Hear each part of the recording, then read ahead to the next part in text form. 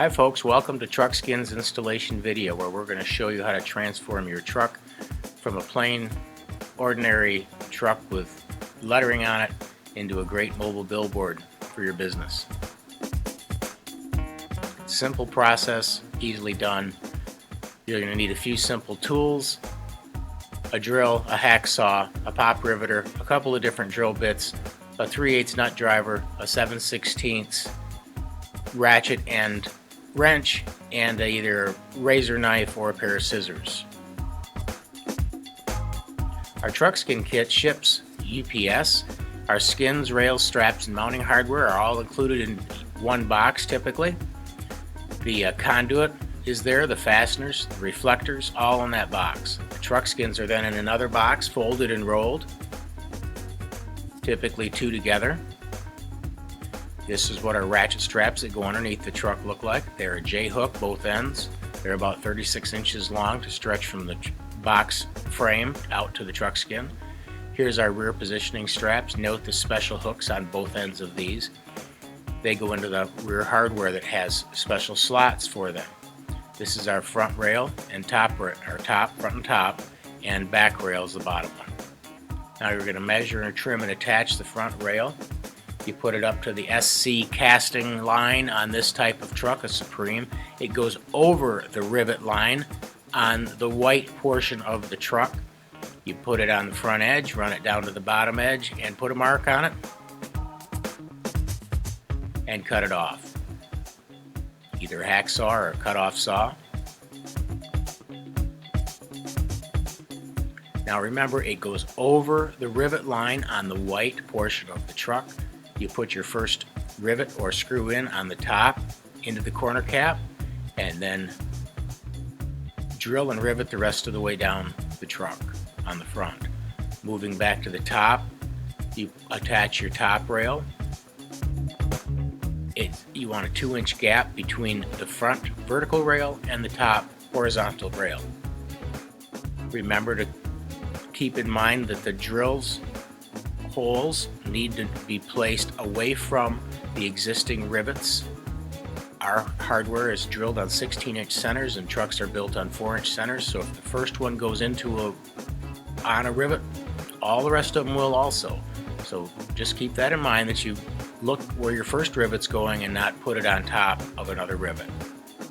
This is showing the second piece on this 16-foot truck that has to be put on. A little bit has to be cut off. You measure it, cut it, go back up and attach it. When you're done, make sure you take the tools off the top of the truck. Now we're going to unroll the truck skins, pull them out of the box, unroll them towards the front of the truck, and determine which one goes right and left. If there is a difference, sometimes they're the same, sometimes they're different. You want to make sure you put the right one on the right side of the truck. And always remember, when you're putting your top rails on, that the second rail or all the accompanying rails down the truck line up so that this keter that I'm showing you right there can slide through as you go. You don't want them staggered or stepped. You want those top rails to be nice and smooth line. Now gather your truck skin up, the top keter, put it in your hands and take it up to the front edge of the truck. It weighs about 20 pounds for a truck this size, so it's not hard to carry it up and hold it. You hold it up with your one hand or the other and then slide it right into the front opening where you've left the 2-inch gap. Slide it, lift it up, and slide it along with the other hand, and bunch it up underneath your left hand in this case, and hold it up with your right and slide it along. Then lift it up after you've slid it all the way in and slide it down the front. You'll have to pull a little bit of out the center there as it gets up there, and then continue sliding it down till you've slid it all the way in. And on your way down, when you get to the bottom of the ladder, give it a little tug down and make sure you've pulled it down all the way into that groove. Now you're just going to let that side hang, and you're going to go to the other side of the truck and repeat the process. You'll put the front vertical rail on. Again, it goes over the rivet line, top rivet first, and then mold it to the rest of the truck and pull it, slide it down or rivet it down. Then do your top rail, keeping the extra pieces as you go in a smooth line. If you have a fuel filler neck that's in the bottom rail of the truck, now is the time to unattach it, take the rivets or screws out, and lower the fuel filler neck down. I'll pop the centers of these rivets out with a screw and a mallet. Makes it a little easier to drill them. And then you'll take a drill and drill the centers of the rivets out.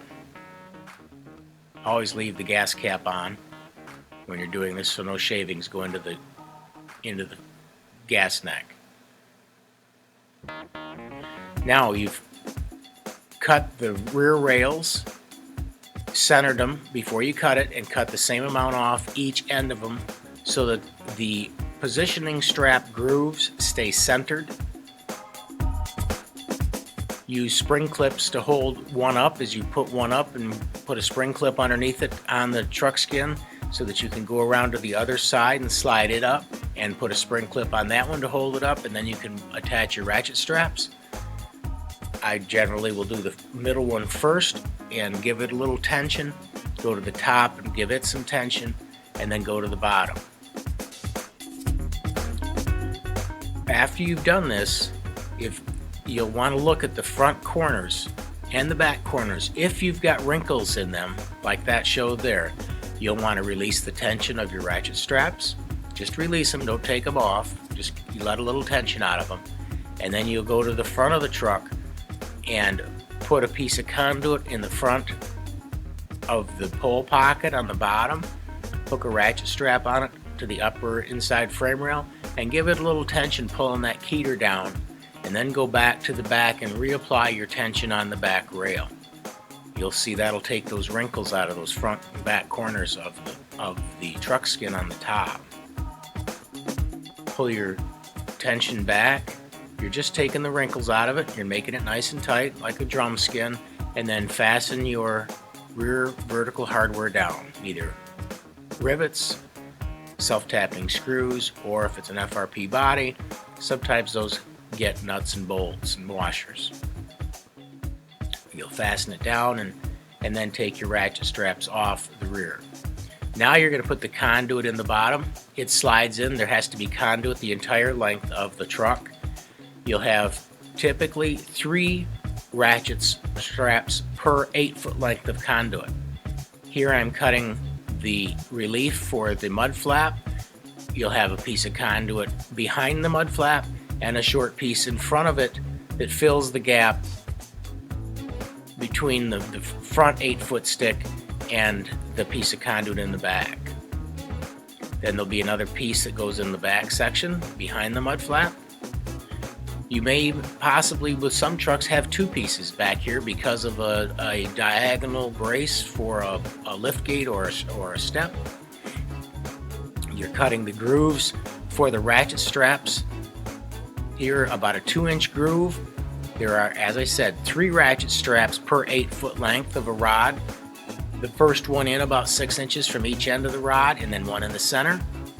This is where to attach the ratchet straps underneath the truck, inside of the box frame on top, not to the bottom of the frame of the truck. You don't want those straps diagonally down under the truck. Sometimes you'll have to do it that way, but that's not the ideal. Here. Now flip it up and lock it. Always make sure that you do not put a ratchet strap directly over a tire. Now we're going to cut the gas filler neck so that we can put the neck up in there. You just slice it so it'll fold up behind it once we push it back up in there. Just a couple simple triangular slices. It'll fold right up in there now. And then you push the filled neck up in. It's hanging down there. You push it up and then fasten it in place. You try to find your same rivet holes that you had before. Either pop rivet it or screw it back into place. Now make sure you've taken your back ratchet straps off. Don't leave them on. Put your reflectors on the front and back sides of the truck, and there you have your completed TruckSkin product and installation. Thank you very much for watching. If you run into any snags, you can find out a lot more information on our installation info pages on our website, or don't hesitate to call us. We're available 7 days a week for installation questions.